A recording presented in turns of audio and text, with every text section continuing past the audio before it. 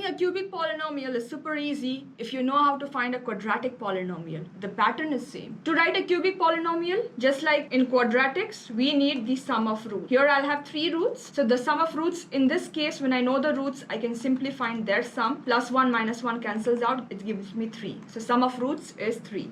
Now the next thing we'll find out is the sum of roots taken 2 at a time, which means you want to multiply 2 of them at a time and then you want to find their value. So alpha beta is given to me as 3 into 1, 3. Beta gamma is 1 into minus 1, which is minus 1. And lastly, alpha gamma is minus 3. So minus 3 plus 3 cancels out. Again, it gives me minus 1. That is the sum of roots taken 2 at a time. And lastly, I need the product of all 3 multiplied together. So their products will be 3 times 1 times minus 1. The answer is minus 3. So when you know all these 3 values, that is when you can write the cubic polynomial now. So the polynomial will look like this. The first term, you will keep it as it is without any coefficient first. Whatever sum you got, take its negative, because the pattern is the same. You want to write the sum always in the opposite manner. Because I got the sum as positive 3, I'll write minus 3x squared. That's the second term. I got the sum of roots taken 2 at a time as minus 1. That minus 1 will be taken as it is and that gets multiplied with x. That is how you get the third term. You change the sign for this one. Now you'll change the sign for the last one. So it goes alternate. You can remember that. Okay.